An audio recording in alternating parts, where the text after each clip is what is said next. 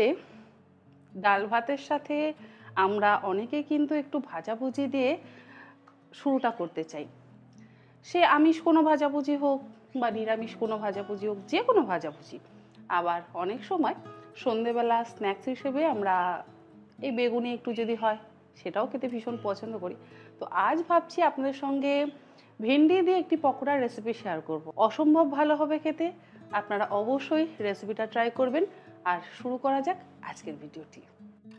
আমি এখানে নিয়েছি 300 গ্রাম পরিমাণে ভেন্ডি। খুব ভালো করে ধুয়ে পরিষ্কার করে নিয়েছি। এবারে যেটুকু গায়ে জল আছে সেই জলটাকেও আমাদের খুব সুন্দর করে কিন্তু মুছে নিতে হবে।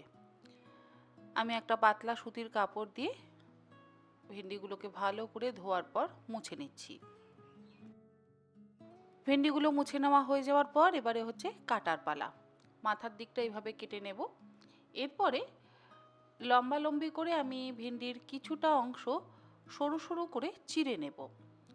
ভেন্ডি কাটা বা চেরা কোনোটাই সমস্যার নয়, খুবই সহজ কাজ এটা। ঠিক চেরার পর এরকম আলাদা আলাদা হয়ে যাবে, সেইভাবে আমাদের চিড়ে নিতে হবে। আর চেষ্টা করবেন একটু সরু সরু করে চিড়ে নিতে, যাতে একটা ফুলের মতন দেখায়। দেখুন এরকমভাবে আমি সরু সরু করে চিড়ে নিয়েছি।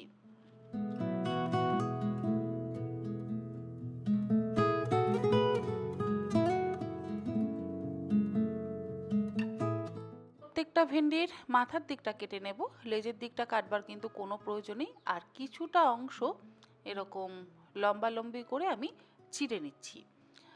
একটু সরু সরু করে চিরবেন, আমি এটা কিন্তু বারবার বলছি, তাতে আপনাদের ভাজলে দেখবেন সুন্দর একটা শেপ আসবে।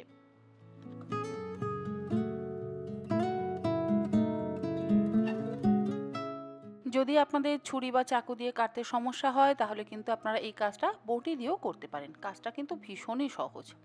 আশা করি আপনাদের কিভাবে কাটতে হবে বোঝাতে পারলাম। পকোড়া বানাবার জন্য লাগবে আমাদের বেসন। আমি কিন্তু এখানে ছোলার ডালের বেসন ব্যবহার করেছি। আর 5 টেবিল চামচ পরিমাণে বেসন নিয়ে নিলাম ছাঁকনির মধ্যে। বেসনটাকে চেলে নেব। বেসন চেলে যদি বেসনের ব্যাটারটা তৈরি করা হয় তাহলে ব্যাটারটা ভীষণই স্মুথ হয়, কোনো রকম বড় দানা বা টুকরো থাকে না। আপনারা যখনই বাড়িতে বেসনের কোনো রেসিপি বানাবেন, মানে বেসন দিয়ে কোনো চপ বা পকোড়া বানাবেন, অবশ্যই বেসনটাকে চেলে নিয়ে তারপর কিন্তু বানাবেন।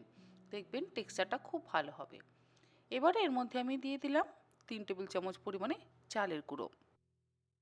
তার মধ্যে দিলাম হাফ চা চামচ পরিমাণে লবণ। এরপর এর মধ্যে দেবো সামান্য পরিমাণে একটু হলুদ গুঁড়ো, ওই 1/4 চা চামচ পরিমাণে। হাফ চা চামচ দিয়ে দিলাম কালো জিরে। আর দিচ্ছি 1 চা চামচ পরিমাণে পোস্ত। বেগুনি বানাতে গেলে যা যা উপকরণগুলো আমরা ব্যবহার করি ঠিক সেই উপকরণগুলোই ব্যবহার করব। এবারে শুকনো উপকরণগুলো খুব ভালোভাবে মিশিয়ে নিচ্ছি। শুকনো উপকরণগুলো ভালোভাবে মিশিয়ে নিয়ে এবারে অল্প অল্প পরিমাণে জল দিয়ে একটা স্মুথ ব্যাটার তৈরি করে নেব। ব্যাটার কিন্তু খুব বেশি পাতলা করে আপনারা কখনোই বেগুনি, কুমড়োনি বা যে কোনো পকোড়ার জন্য বানাবেন না। একটু ঘন আর একটু মোটা ব্যাটার তৈরি করবেন। জলের পরিমাণ আপনারা হয়তো বলবেন যে মেপে যদি বলা হয় তাহলে সুবিধা হয়। এখানে ধরুন আমি 1 কাপ পরিমাণে বেসন আর চালের গুঁড়ো ব্যবহার করেছি, দুটো মিলিয়ে। আর তার মধ্যে 1/3 কাপ পরিমাণে জল দিয়ে একটা স্মুথ ব্যাটার তৈরি করে নিলাম। দেখুন ব্যাটার কিন্তু ঠিক এই রকম থিক কনসিস্টেন্সির হবে। খুব বেশি পাতলা ব্যাটার একেবারেই করবেন না। চামচের গায়ে বেশ এরকম ঘনভাবে লেগে থাকবে, আর যখন ব্যাটারটা পড়বে তখন একটু ফিতের মতন পড়বে। এই রকম ঘনত্বের ব্যাটারই আপনাদের কিন্তু তৈরি করতে হবে। বেসনের ব্যাটার তৈরি করে নেওয়া হয়ে যাওয়ার পর এর মধ্যে আমি দিলাম 1 পিঞ্চ বেকিং সোডা। সোডাটাকে ভালো করে মিশিয়ে নেব। আর দেব এর মধ্যে গরম তেল 1 টেবিল চামচ পরিমাণে। তেল কিন্তু খুব বেশি গরম দেবেন না, হালকা গরম তেল হয়ে যাবে। সেই হালকা গরম তেলটা দিয়ে ব্যাটারটা ভালো করে মিশিয়ে নেব। পকোড়ার জন্য ব্যাটার কিন্তু আমাদের একদম রেডি। এবারে একটা ভেন্ডি আমি এইভাবে ভালো করে বেসনের মধ্যে ডুবিয়ে নিচ্ছি। তেল গরম করে নিয়ে এবারে গরম তেলের মধ্যে আমি ভেন্ডিটা ছেড়ে দেব। আর যখন ভেন্ডিটা ছাড়বেন সেই সময় একটু চেপে ওই যে আমরা ভেন্ডির লম্বা লম্বা শিরার মতন করে নিয়েছিলাম আলাদা আলাদা, সেটাকে একটু ছাড়িয়ে নেবেন, দেখবেন সহজেই কিন্তু একটা সুন্দর শেপ নিয়ে নেবে। তাহলে এরকম ফুলের মতন দেখতে লাগবে, তা না হলে আবার পুরো ভেন্ডি শেপ নিয়ে নেবে। কেটে নেওয়া ভেন্ডিগুলোকে বেসনের ব্যাটারে ডুবিয়ে যখন তেলের মধ্যে ছাড়বেন তার আগে একটু চেপে জাস্ট ওই ভেন্ডির শিরাগুলোকে আলাদা আলাদা করে নেবেন, তাহলে দেখবেন শেপটা খুব সুন্দর আসবে। আর ভেন্ডিগুলো কাটবার পর কিন্তু কোনো রকম লবণ বা হলুদ গুঁড়ো মাখিয়ে রাখবার কোনো প্রয়োজন নেই। গ্যাসের ফ্লেমটাকে মিডিয়াম টু হাইতে রেখে আমি উল্টে পাল্টে মুচমুচে করে ভেন্ডিগুলোকে ভেজে নেব।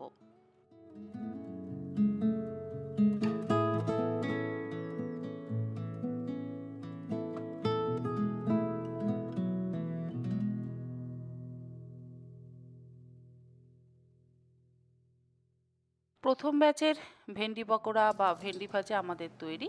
এই একই রকমভাবে বাকি ভেন্ডিগুলোকেও আমি ভেজে নেব। আর দেখুন কতটা মুচমুচে হয়েছে।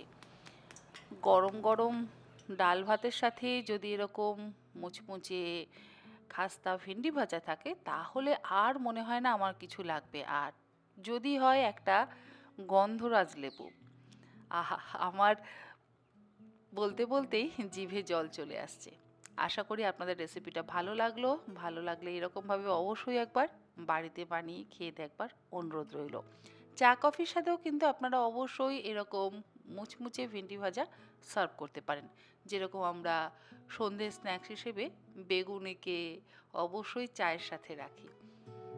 মুচমুচে ভেন্ডির পকোড়া, আমরা বেগুন দিয়ে এটা বানালে বেগুনি বলতাম, কুমড়ো দিয়ে বানালে কুমড়োনি বলতাম। এটাকে কি ভেন্ডুনি না কি বলা যায় আমি জানি না, আপনারা বলবেন। আমি আর সহ্য করতে পারছি না, যে মানে রাখতে পারছি না হাতে ধরে, যে এত ক্রিস্পি হয়েছে।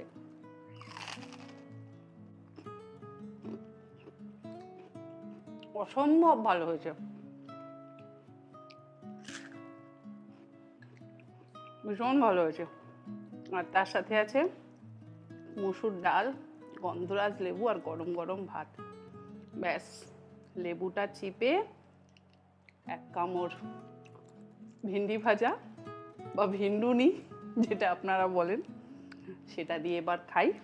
আর আপনারাও অবশ্যই বাড়িতে রেসিপিটা ট্রাই করবেন, আর আমাকে জানাতে কিন্তু একদম ভুলবেন না যে আপনাদের এই ভেন্ডির পকোড়া বা ভেন্ডি ভাজা বা ভেন্ডুনি কেমন লাগলো।